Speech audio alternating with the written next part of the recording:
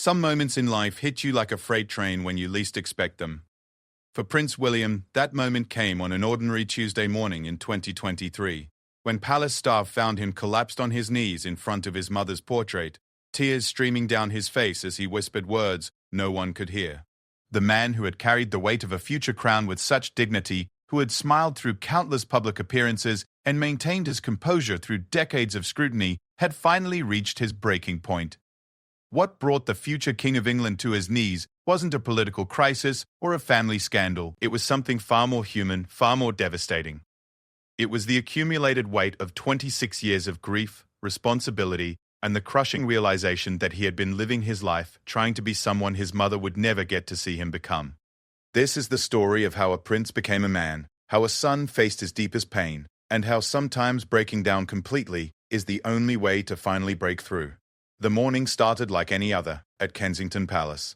Prince William had risen early, as was his custom, to review his schedule before the household stirred to life. At 41, he had developed the disciplined routine of a man who understood that his time belonged not entirely to himself, but to a nation that would one day call him king. The autumn of 2023 had been particularly demanding, with increased royal duties as his father, King Charles III, continued his own health battles and reduced public appearances. William dressed methodically in his navy suit, the same color he had worn to countless engagements over the years.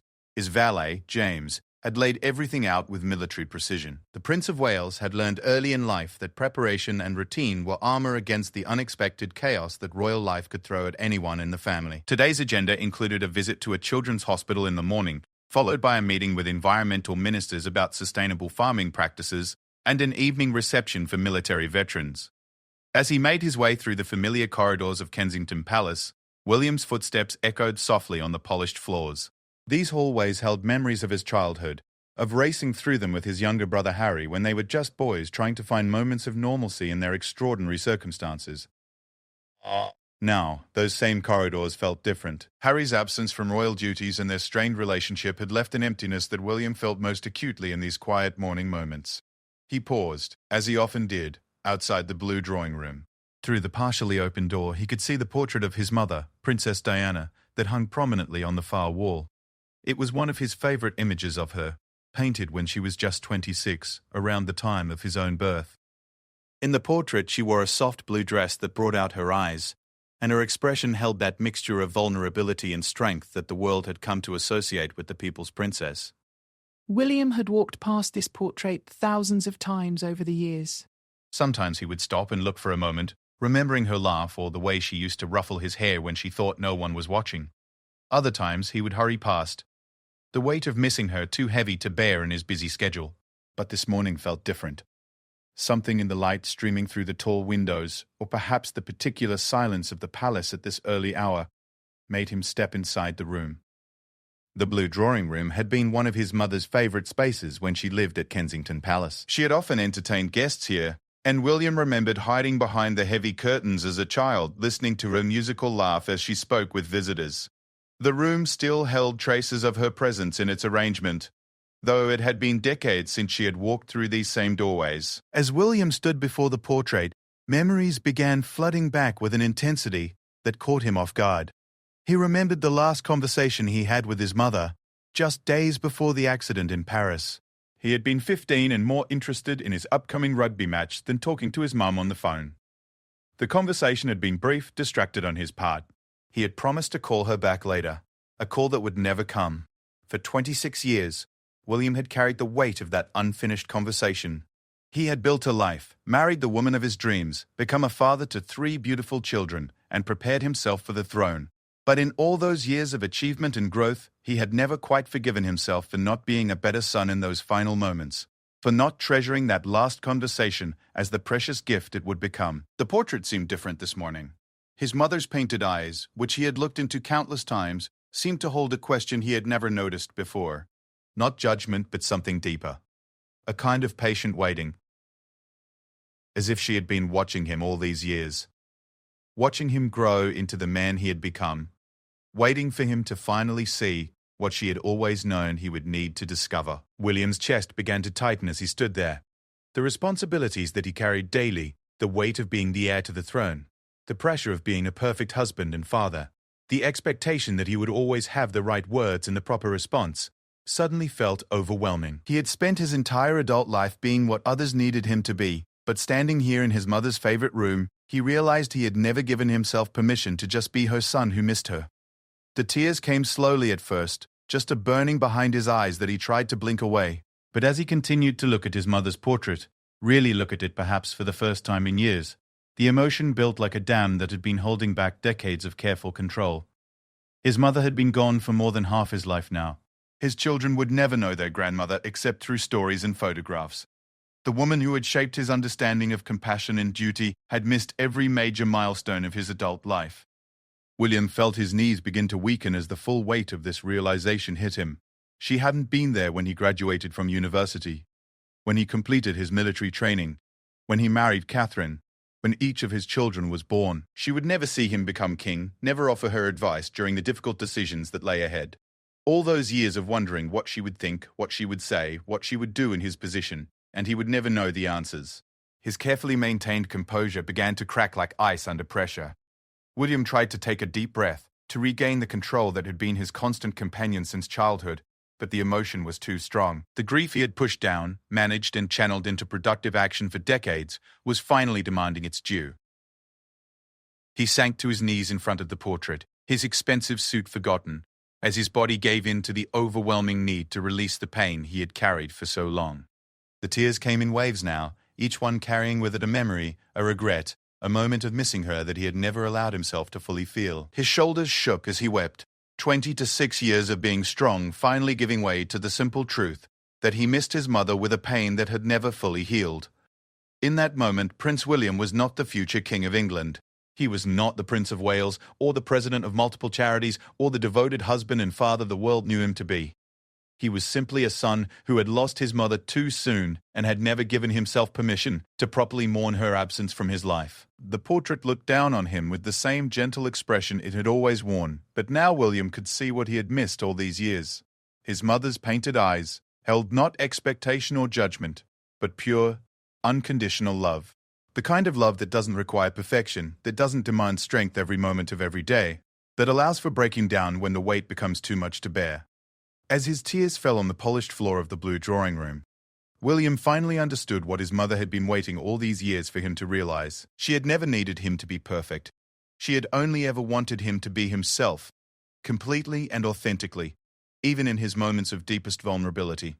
The sound of gentle footsteps in the corridor outside gradually penetrated William's consciousness, though he remained kneeling before his mother's portrait, his tears now flowing silently down his cheeks.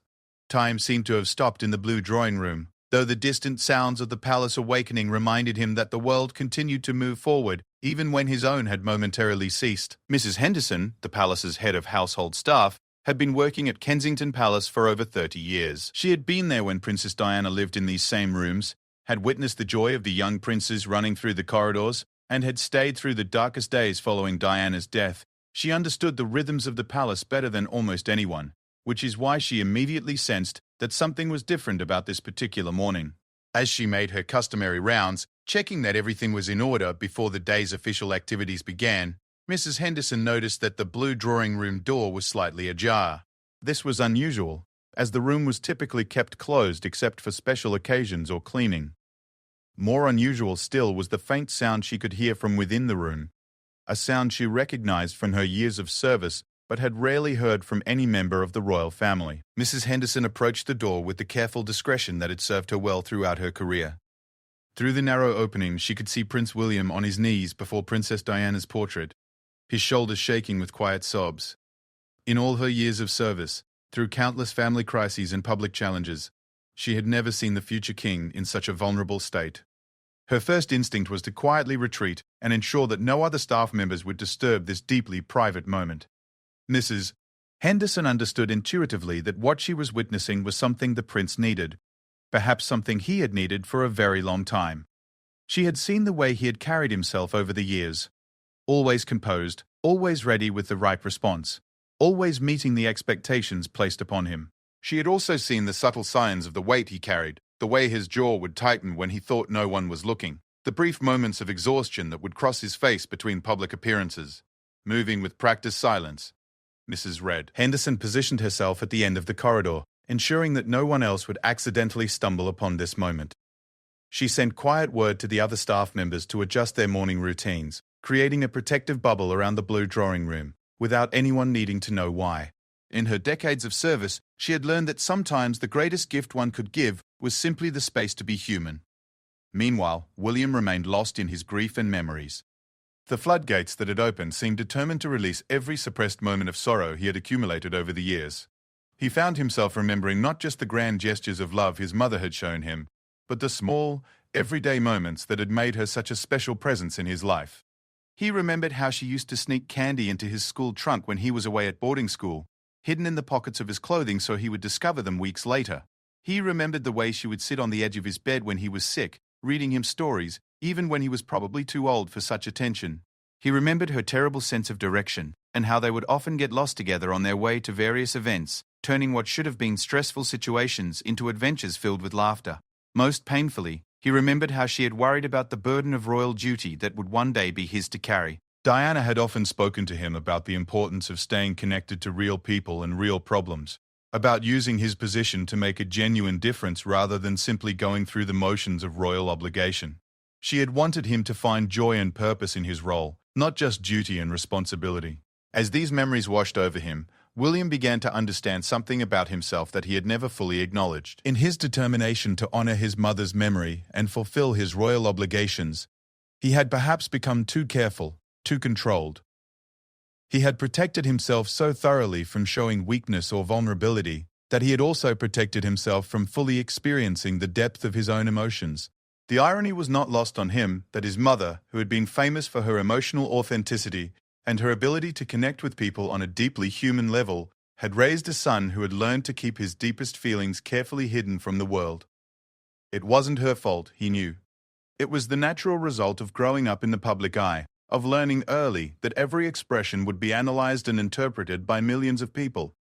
But here, in this quiet room, with only his mother's painted image for company, William finally allowed himself to feel the full scope of his loss. Not just the loss of his mother, but the loss of the relationship they might have had as adults, the conversations they might have shared about his role as a future king, the advice she might have given him about parenting his own children, the comfort she might have provided during the difficult moments that every life contains. He thought about his own children and how they would never experience the particular magic that Diana had brought to grandparenthood. He could imagine how she would have delighted in George's curiosity about airplanes, how she would have encouraged Charlotte's spirited independence, how she would have laughed at Lewis's mischievous sense of humor. His children knew about their grandmother through stories and photographs, but they would never know the warmth of her hugs or the sound of her laughter.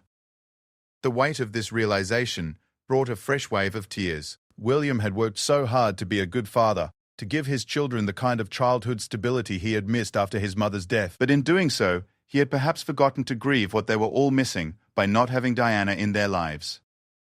As the morning light continued to stream through the windows of the blue drawing room, casting shifting patterns on the walls around him, William felt something beginning to shift within himself as well. The tears, which had initially felt overwhelming and frightening, were beginning to feel cleansing. For the first time in years, he was allowing himself to feel without immediately trying to manage or control the emotion. He thought about Catherine and how she had sometimes gently suggested that he might benefit from talking more openly about his mother, about his feelings regarding her death. His wife, with her intuitive understanding of family dynamics and emotional health, had recognized something that he had been reluctant to acknowledge. Catherine had never pushed, never demanded, but she had always left the door open for him to share more of his inner world with her. Now, kneeling on the floor of this room where his mother had once entertained guests and planned charitable endeavors, William began to understand what Catherine had been offering him. It wasn't just the opportunity to share his grief, but the chance to integrate his loss more fully into his life, rather than keeping it carefully compartmentalized. He realized that his mother's death had become something he carried rather than something he had truly processed. He had used it as motivation for his charitable work, as inspiration for his parenting, as a reminder of the importance of his royal duties. But he had never simply let himself miss her without immediately channeling that feeling into something productive or purposeful. The sound of his own breathing, ragged from crying, seemed loud in a quiet room. William became aware of his body again, of his knees pressed against the hard floor, of the way his suit jacket had twisted around his shoulders. But rather than immediately standing and composing himself, He stayed where he was, continuing to look up at his mother's portrait. In the painted image, Diana's expression seemed to hold infinite patience and understanding. William found himself finally able to have the conversation with her that he had been unconsciously avoiding for decades. Not the formal, public conversation about carrying on her legacy or fulfilling royal duties, but the simple, private conversation between a son and his mother. As William knelt in the silence of the blue drawing room, words began forming in his mind. Words he had never allowed himself to speak aloud, even in the privacy of his own thoughts. Looking up at his mother's portrait, he finally began the conversation he had been avoiding for 26 years. "I'm sorry, Mum," he whispered, his voice hoarse from crying. "I'm sorry for that last phone call. I'm sorry I was distracted. I'm sorry I didn't tell you I loved you properly." The words came slowly at first, each one carrying the weight of years of regret. "I'm sorry I've been so afraid of letting anyone see me break down, that I forgot how to just be your son who misses you." The admission hung in the air of the quiet room, and William felt something loosen in his chest as he spoke. For decades, he had carried the burden of that final conversation with his mother, replaying it countless times and finding it lacking. He had been 15, thinking primarily about his upcoming rugby match and his plans with friends. When Diana had called from Paris, excited about her evening, but also wanting to hear about his day, he had been polite but distant, eager to get off the phone. "I thought we had forever," he continued, his voice gaining strength even as tears continued to flow. "I thought you'd always be there to call back later. I thought I'd have years to be a better son, to really listen when you talked, to ask you about your life instead of just telling you about mine." The weight of those unspoken words, those missed opportunities for deeper connection, had shaped so much of how William had lived his life since. He had thrown himself into his duties, his military service, his charitable work, always trying to be worthy of being Diana's son. But he had never allowed himself to simply grieve the relationship they had been building and would never get to complete. William remembered how his mother had been changing in those final years of her life. She had been finding her voice as an advocate, becoming more confident in her public role, beginning to establish herself as someone independent of her marriage to his father. He had been too young then to fully appreciate the courage it took for her to reinvent herself, to find her own path after her divorce. Now, as an adult who had faced his own challenges and changes, he could see her more clearly as a person, not just as his mother. "I wish I could tell you about Catherine," he said softly. "I think you would have loved her. She has your instinct for knowing when someone needs comfort, your way of making people feel seen and valued. She's taught me so much about building a real partnership, about being vulnerable with someone without losing your strength." The mention of his wife brought William's thoughts to his children and the complex emotions he carried around Diana's absence from their lives. He had worked hard to keep her memory alive for them through stories and photographs, but he sometimes wondered if he had sanitized those memories too much, making Diana into a perfect figure rather than a real person who had struggled with her own challenges and growth. "George asks about you sometimes," William continued, finding comfort in speaking to his mother as if she could hear him. "He wants to know what kind of grandmother you would have been. I tell him you would have loved his questions about everything, how you would have gotten down on the floor to build blocks with him, and would have been just as interested in his toy airplanes as he is." William smiled through his tears as he thought about his eldest son's curiosity and intelligence. George was approaching the same age William had been when Diana died, and William often found himself watching his son with a mixture of pride and protectiveness. He wanted to preserve George's innocence and joy for as long as possible, while also preparing him for the realities of royal life. "Charlotte has your spirit," he said with a soft laugh. "She's fearless and funny, and she absolutely refuses to be told she can't do something because she's a girl. You would have been so proud to see her determination. She would have kept you on your toes." The thought of his daughter brought both joy and sadness. Charlotte was growing up in a world where a woman could be strong and independent in ways that had been more challenging during Diana's time. William knew his mother would have celebrated Charlotte's confidence and would have been a fierce advocate for her granddaughter's right to forge her own path. And Louis. William's voice softened even further. "He's our little comedian. He has this ability to find humor in everything, to make everyone around him laugh even when they're having a difficult day. I think he has your gift for bringing lightness into serious situations." As William spoke about his children, he realized something important about his grief. He hadn't just been mourning the loss of his mother, he had been mourning the loss of the grandmother his children would never have. This secondary grief had been harder to identify and process because it wasn't just about his own loss, but about theirs as well. The responsibility he felt to keep Diana's memory alive for his children had sometimes felt overwhelming. How could he convey the complexity of who she really was, the fullness of her personality and character, when his own memories were filtered through the perspective of a child and then a grieving teenager? How could he give them a grandmother who was real and flawed and human, rather than a perfect figure from history? "I've been afraid," William admitted, his voice barely above a whisper. "I've been afraid that if I let myself really feel how much I miss you, I might not be able to stop. I've been afraid that if I show people how much your death still affects me, they'll think I'm not strong enough to be king." This fear had been at the root of his careful emotional control for decades. William had learned early that his feelings were not entirely his own, that his emotional state would be observed, analyzed, and interpreted by millions of people. The pressure to always appear stable and competent had led him to suppress not just his negative emotions, but sometimes his positive ones as well. "But I'm tired of being afraid," he continued, surprising himself with the firmness in his voice. "I'm tired of pretending that losing you didn't change everything about my life. I'm tired of acting like I've moved on completely when the truth is that I think about you every single day." The admission felt both frightening and liberating. For years, William had worried that acknowledging the ongoing impact of his grief might be seen as weakness or self-indulgence. After all, many people lost parents young and managed to build successful lives. What right did he have to still be struggling with loss after all these years? But as he knelt in the blue drawing room, surrounded by memories of his mother's presence in this space, William began to understand that his grief wasn't a sign of weakness or failure to move forward. It was simply love with nowhere to go, and there was nothing shameful about carrying that love with him throughout his life. He thought about the work he had done with mental health advocacy, the conversations he had had with young people about the importance of acknowledging and processing difficult emotions. He had encouraged others to be open about their struggles while keeping his own carefully hidden, even from himself, much of the time. "I want to be better," William said, looking directly into his mother's painted eyes. "I want to be the kind of father who shows his children that it's okay to feel things deeply, that strength includes being able to cry when you need to. I want to be the kind of husband who can share his whole heart with his wife, even the broken parts." As these words left his lips, William felt something fundamental shifting inside him. The careful walls he had built around his deepest emotions weren't protecting him anymore, they were isolating him. Even from the people he loved most, even from himself. The sound of footsteps approaching the blue drawing room finally broke through William's emotional reverie. He recognized the gentle, measured pace immediately. Catherine had arrived for what should have been their morning briefing about the day's schedule. His wife had a way of moving through the palace that was both purposeful and considerate, always aware that others might need space or quiet. William heard Catherine's voice in the corridor, speaking softly with Mrs. Henderson. Though he couldn't make out the words, he could hear the concern in his wife's tone and the gentle reassurance in Mrs. Airbrook Henderson's response. The two women had developed a strong relationship over the years, with the elder woman often serving as an unofficial guide to the complex emotional terrain of royal family life.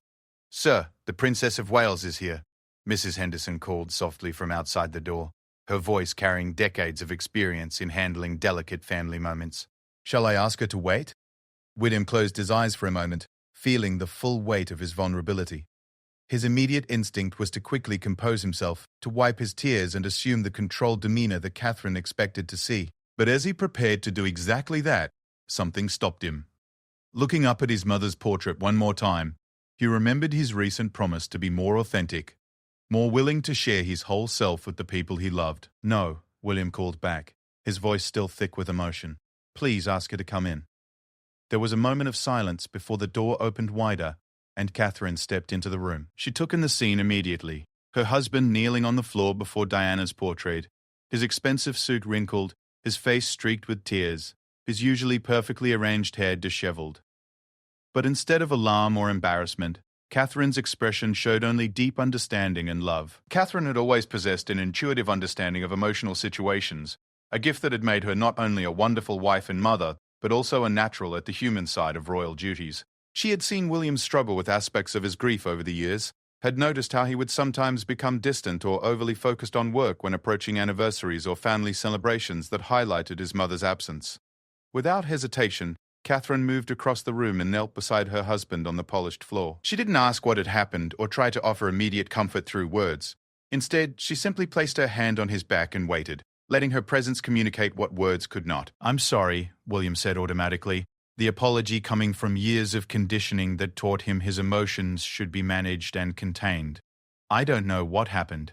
I was just walking past and—" "Don't apologize," Catherine interrupted gently. "Please don't apologize for missing your mother." The simple statement broke through William's attempt to rationalize or minimize what was happening. Catherine had a gift for cutting through his tendency to intellectualize his emotions and getting straight to the heart of what he was really feeling. It was one of the things he loved most about her and sometimes found most challenging. "I haven't cried like this in years," William admitted, his voice barely above a whisper. "I didn't even realize how much I'd been holding back until it all came out at once." Catherine nodded, understanding completely. In their years of marriage, she had watched her husband carry enormous responsibilities with grace and dignity. But she had also seen the cost of his constant emotional vigilance. There had been moments when she had wanted to encourage him to simply let go, to allow himself to feel things fully rather than always managing and controlling his responses. "Tell me about it," she said softly, settling more comfortably on the floor beside him. Catherine had learned that sometimes the best gift she could give her husband was simply the space to process his thoughts and feelings aloud, without judgment or the pressure to immediately solve anything. William looked up at his mother's portrait, then back at his wife. "I was thinking about that last phone call with her, about how distracted I was, how I thought we'd have so many more conversations, about how she'll never meet our children as adults, never see me become king, never know what kind of man I've tried to become." As he spoke, William felt the relief of finally sharing these thoughts with someone who knew him completely. Catherine had heard pieces of this over the years, but he had never allowed himself to be this raw, this unguarded about the depth of his ongoing grief. "I've been thinking about something lately," Catherine said carefully, "about how we talk about your mother with the children, about whether we've made her so perfect in their minds that she doesn't seem real to them anymore." The observation struck William immediately as both insightful and important. In his desire to honor Diana's memory and give his children a positive image of their grandmother, he had perhaps sanitized her memory too much. The Diana he described to George, Charlotte, and Louis was all warmth and wisdom, with little mention of her struggles, her doubts, or her very human flaws. "She wasn't perfect," William said slowly, the words feeling almost revolutionary after years of careful memory management. "She struggled with her confidence sometimes. She could be impulsive. She worried constantly about whether she was doing the right thing for Harry and me." Catherine smiled gently. "That sounds like a real person who loved her children very much and was doing her best in an impossible situation. That sounds like someone your children could relate to and learn from." The insight was profound in its simplicity. William realized that in trying to protect his mother's legacy, he had inadvertently made her less accessible to his own children. How could they connect with a grandmother who seemed to have never struggled with doubt or made mistakes? How could they learn from her example if that example seemed impossibly perfect? "She would have worried about George the way I do," William said with sudden clarity, "about the pressure of knowing you'll be king someday, about how to have a normal childhood when your life is anything but normal. She would have understood exactly what he's going through, because she watched me go through the same thing." This realization brought William both comfort and sadness. His mother would have been such a valuable ally in helping him navigate the challenges of raising a future king. She understood the unique pressures of royal childhood in a way that even Catherine, for all her wisdom and insight, could only learn secondhand. She would have loved Charlotte's spirit, Catherine added, following William's train of thought. But she also would have worried about how to protect that independence and confidence in a world that will constantly want to shape and control her. William nodded, thinking about his daughter's fierce determination and quick wit. Diana had fought her own battles for independence and authenticity within the constraints of royal life. She would have been a fierce advocate for Charlotte's right to be herself, even when that self didn't fit neatly into traditional expectations. And Louis, William continued, she would have recognized his ability to bring joy even in difficult situations. She had that same gift, that same instinct for knowing when people needed lightness and humor. As they spoke about their children in relation to Diana, William felt something healing happening. Instead of grief being something separate from his current life, it was becoming integrated with his role as a father and husband. His mother's absence wasn't just a loss to mourn, but also a perspective to consider as he made decisions about how to raise his own children. "I want them to know her as she really was," William said with growing conviction. "Not perfect, but real. Someone who loved deeply and worried constantly and made mistakes and learned from them. Someone who would understand their struggles because she had similar ones." Catherine reached over and took his hand. "I think that's exactly what she would want. And I think that's what they need too. Not a perfect grandmother they could never live up to, but a real person they can connect with and learn from. The conversation was shifting something fundamental in how William thought about his grief and his memories. Instead of something to be carefully managed and occasionally endured, his feelings about his mother were becoming a living part of his relationships with his wife and children. 3 hours had passed since William first entered the blue drawing room that morning, though it felt like both an eternity and an instant. He and Catherine remained on the floor, their expensive clothes wrinkled, their carefully planned schedules forgotten. Mrs. Henderson had quietly rearranged the day's appointments, explaining only that the prince and princess needed additional time for family matters. As the morning light shifted and strengthened through the tall windows, William felt something fundamental changing within himself. The tears had stopped, but the emotional openness remained. For the first time in decades, he felt no rush to restore his emotional walls or return to his carefully controlled public persona. "I need to tell you something," William said to Catherine, his voice steady but still vulnerable. "I've been so focused on being strong enough to be king someday that I forgot how to just be human enough to be your husband and their father." Catherine squeezed his hand gently, encouraging him to continue. She had seen glimpses of this struggle over the years, but had never heard him articulate it so clearly. "When I became the Prince of Wales after Dad became king, I felt this enormous pressure to prove I was ready, that I could handle whatever came next. But in trying to be strong enough for the crown, I think I became disconnected from the parts of myself that make me, me." The admission hung between them, heavy with years of unspoken tension. William had always carried his royal duties with dedication and grace, but Catherine had occasionally sensed that he was performing strength rather than actually feeling it. "The children need to see that it's okay to struggle sometimes," William continued, looking toward his mother's portrait. "They need to know that being strong doesn't mean never being vulnerable. Mum knew that. She showed me that, even though I was too young to fully understand it at the time." Catherine nodded, remembering stories William had shared about his mother's emotional honesty. Diana had never hidden her struggles from her sons entirely, believing that authentic strength required acknowledging weakness rather than pretending it didn't exist. "What if we started having different conversations with them about Diana?" Catherine suggested. "Not just about her charitable work or her public role, but about her as a person who struggled and grew and learned." William considered this proposal carefully. It would mean sharing more difficult truths with his children about their grandmother's life and his own ongoing grief. But it would also mean giving them a more complete picture of their heritage, including both the privileges and the challenges that came with their royal birthright. "George is old enough to understand some of it," William said thoughtfully. "He's starting to ask more complex questions about why some people take pictures of us all the time, about why we can't just go places without planning and security. He's beginning to realize that our life is different." The eldest of their children was indeed approaching the age where the realities of royal life were becoming more apparent. William remembered his own gradual awakening to the ways his childhood differed from that of his friends. It had been a confusing and sometimes lonely realization. "We could tell him about how Diana struggled with the same things," Catherine offered. "About how she felt overwhelmed sometimes by the attention and the expectations, but how she learned to use her position to help people." William smiled at the suggestion, recognizing the wisdom in it. Rather than presenting Diana as someone who had naturally excelled at royal duties, they could show George that even his grandmother had needed time to grow into her role and find her own way of handling the pressures. "And Charlotte needs to know that Diana fought for her right to be independent and authentic," William added. "That being a royal woman doesn't mean accepting limitations or letting other people define who you can be."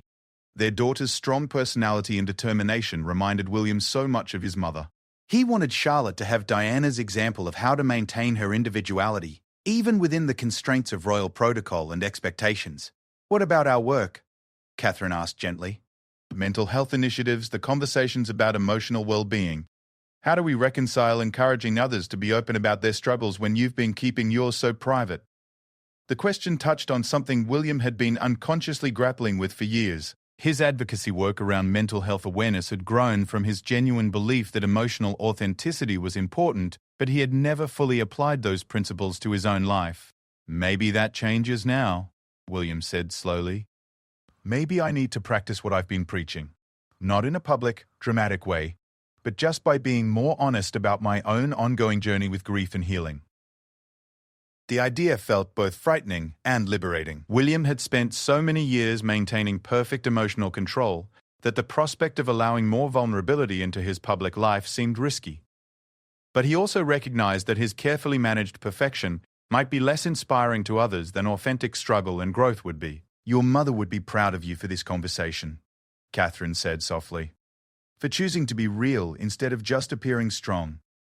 William looked up at Diana's portrait one more time, and for the first time in years, he felt he could see his mother clearly. Not the perfect, untouchable figure he had created in his memory, but the real woman who had struggled with doubt and fear and had chosen to love deeply anyway. The woman who had made mistakes but had learned from them, who had faced enormous challenges but had found ways to maintain her compassion and authenticity. "I want to be better," William said, echoing the words he had spoken earlier to his mother's portrait. "Not perfect, but better. More honest with myself and with all of you about what I'm really feeling and thinking." Catherine leaned against her husband's shoulder, offering comfort through presence rather than words. They sat together in comfortable silence for several minutes, both processing the magnitude of what had shifted between them that morning. Finally, William spoke again. "I think I'd like to bring the children here sometime, to this room, to tell them about Diana in a new way, to let them ask questions I might not have answers to." The suggestion represented a significant departure from how William had previously handled his children's questions about their grandmother. Instead of offering carefully prepared answers designed to create a specific impression, he would be inviting genuine conversation with all its unpredictability. They would love that, Catherine agreed. And I think they're ready for more honest conversations about family history, about the challenges that come with the privileges. As they finally prepared to stand and rejoin the world outside the blue drawing room, William felt lighter than he had in years, not because his grief had disappeared, but because he had finally stopped fighting against it. His love for his mother and his sadness about her absence weren't obstacles to overcome. They were simply part of who he was. The future King of England rose from the floor with his suit wrinkled and his hair disheveled, but with his heart more open than it had been in decades. He was still the same man who would one day wear the crown, but he was also finally, completely, his mother's son who missed her, and wasn't ashamed to let it show. As William and Catherine left the blue drawing room together, Diana's portrait remained in its place on the wall, her painted expression as patient and loving as ever. But something had changed in the room's atmosphere. The weight of unspoken grief had lifted, replaced by the warmth of honest memory and authentic emotion.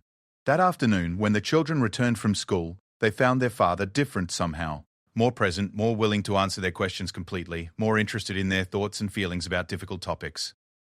When Charlotte asked why people sometimes looked sad when they talked about grandmother Diana, William took a deep breath and began to tell his children a different kind of story about their grandmother. A story about a real woman who had loved them before they were born and who would have wanted them to know that it was always okay to feel things deeply.